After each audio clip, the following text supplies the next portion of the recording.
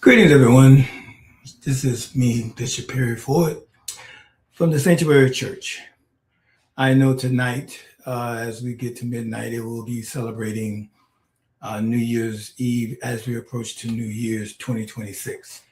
Some of you will be in church celebrating. I pray that if you don't have anything to do, that you come out to the Sanctuary Church, 4751 Adobe Road, and come out and fellowship with us. We're starting at 10 and we'll go all the way to the new year. I have a prophetic word for the year of 2026 that I will be sharing at the end of the year and as we approach into 2026. 2025 has been a year, as all know.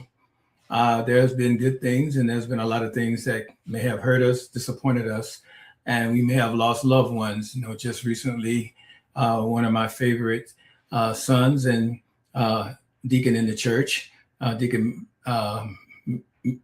Major Walker, transitioned, and it hit me hard because he was dear to me. He was a good man. He was a good man of God. He loved his family. Anybody knew him know that he was good, and anybody that was associated with him know how much he would help anybody do anything.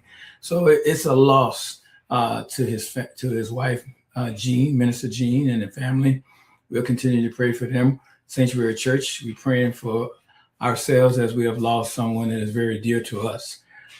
And saying that, I wanted to just talk to us real briefly tonight here and across the United States and all kind of churches, and some may have even started now because they're going to be done before midnight so people can be at home. But all across, in some form, shape, form, or another, there's going to be something called a watch night service. And I saw this on Facebook and I'm going to share it with you. So it's not mine. I didn't make this up or I didn't research it, but I did see it. And I thought it was interesting to share. The New Year's Eve gathering in church that usually starts sometimes in the evening and carries, and in some cases, into midnight. For some people, it's the stop before the celebration. For others, church is the celebration. For a long time, I assumed, and most of us have, that it was just another Christian tradition, maybe a little more culturally expressed in Black churches, but still just a service to close out the year. What I didn't fully understand growing up was, and even now, that watch night in the Black church carries a deeper, more sacred history. Watch night tracks back actually to December 31st, 1862, known as Freedom's Eve.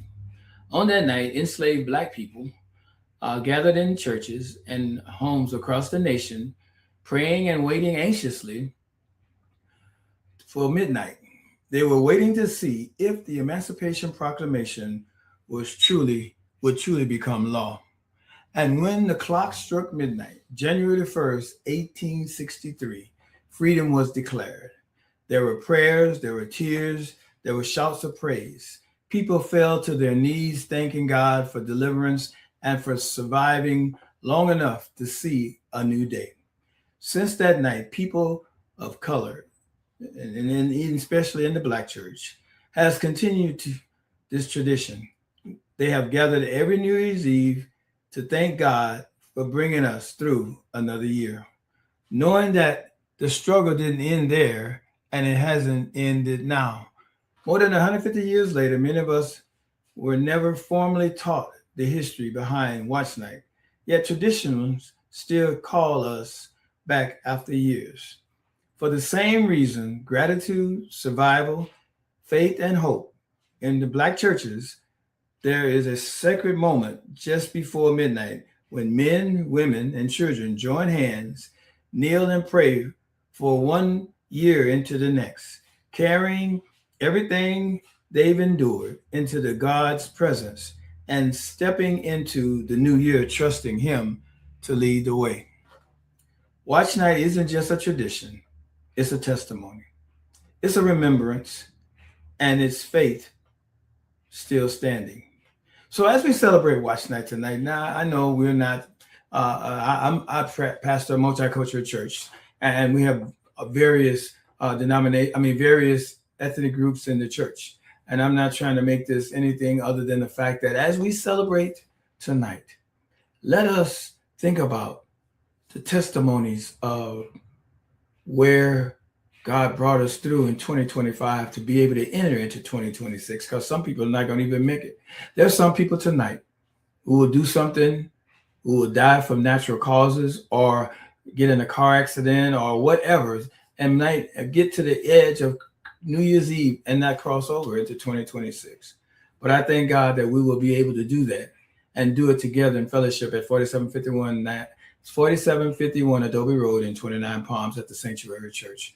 I look forward to seeing you there, and let us ring in the new year. I have a word from the Lord that I want to share with you, and I want you to be there, whether you're there able to get there live or watch us on our various social media platforms. We're on Facebook and YouTube.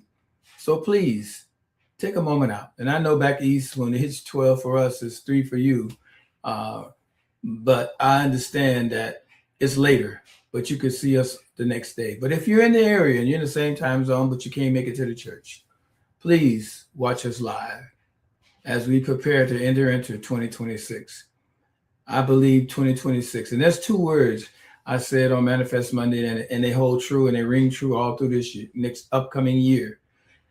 That if you stay intentional about God and the things of God, consistently doing the things of God, and being a loving a loving Christian in all areas, not just those that you like.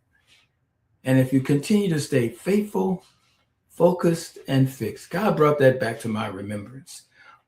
We started out that way in the sanctuary stir. It was faithful, focused, and fixed.